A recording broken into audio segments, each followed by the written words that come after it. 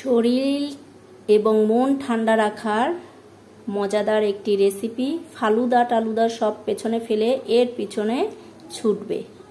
খুবই ঠান্ডা এবং খুবই সুস্বাদু একটা খাবার। হ্যালো বন্ধুরা, আসসালামু আলাইকুম। কেমন আছো সবাই? এই যে চলে আসলাম আবার একটা রেসিপি নিয়ে। সেটা হচ্ছে একটা মিষ্টির রেসিপি। এই গরমের সময় খুবই খারাপ লাগে, তো এর জন্য ঠান্ডা ঠান্ডা একটা শরীর ঠান্ডা করা একটা রেসিপি নিয়ে আসছি। তো দেখো, একটা পাতিল নিয়ে নিয়েছি, এর মধ্যে 1 গ্লাস দুধ নিয়ে নিলাম। এই তো দুধটা খুব ভালোভাবে ফুটিয়ে নেব। এর মধ্যে আমি আধা কাপের মতো চিনি দিয়ে দেব। দিয়ে দুধের সাথে চিনিটা ভালোভাবে গলায় নেব। এই তো দুধটা ফুটে উঠছে, তো আমি এখন এই যে 3 প্যাকেট গুঁড়ো দুধ এর মধ্যে দিয়ে দেব।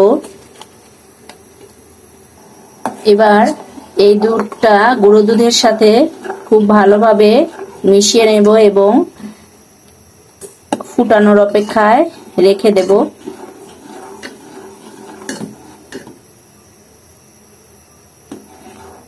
খুব সুন্দরভাবে ফুটিয়ে নেব। এই তো গুঁড়ো দুধ এবং লিকুইড দুধ সব একসাথে মিশে গেছে এবং খুব সুন্দরভাবে ফুটে গেছে। তো এই পর্যায়ে আমি চুলাটা বন্ধ করে দেব।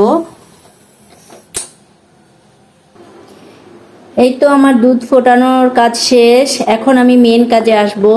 এই যে দেখো, আম নিয়ে নিয়েছি। আমটা এবার ছোট ছোট করে কেটে নেব। এভাবে করে ছোট ছোট করে কেটে নেব।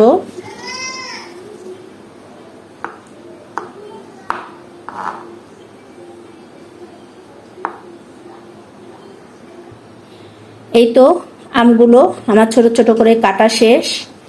এখন আমি এই যে তালের শাঁস নিয়ে নিয়েছি। তালের শাঁস কে কি বলো জানো না, আমরা তালের আটি বা শাঁস যেটাই হোক সেটা। এইগুলো এবার আমের মতো করে ছোট ছোট করে কেটে নেব।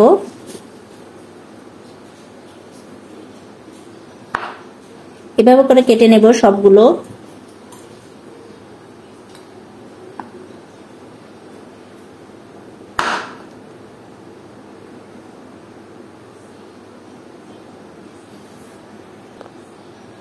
এই তো সবগুলো কেটে নিয়েছি ছোট ছোট করে আমের মতো করে কেটে নিয়ে একটা বাটিতে উঠিয়ে রেখে দেব।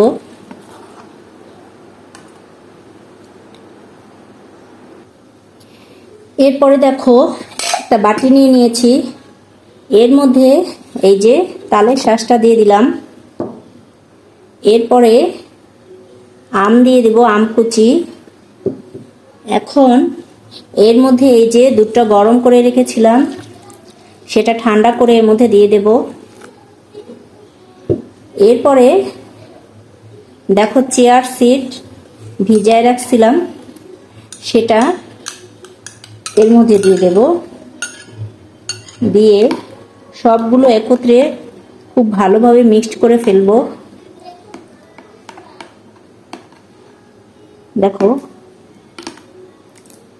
এটা যে শরীরের জন্য কত ভালো। চিয়া সিড তো জানোই শরীরের জন্য খুবই ভালো, এবং তালের শাঁসটাও সব পুষ্টিকর জিনিস। এটা এটা এখন এই যে বাটিতে উঠিয়ে ঠান্ডা করে এটা খেলে এত শরীরের জন্য ভালো এবং শরীরটা ঠান্ডা হয়ে যাবে। অসাধারণ একটা খাবার। তো এভাবে বাসায় তৈরি করে খেয়ে দেখবে, খারাপ লাগবে না। শরীর ও মন দুটোই ঠান্ডা হয়ে যাবে। তো আজকে এতটুকুই। সুস্থ থাকবে, ভালো থাকবে। আসসালামু আলাইকুম। হ্যালো বন্ধুরা, কেমন আছো?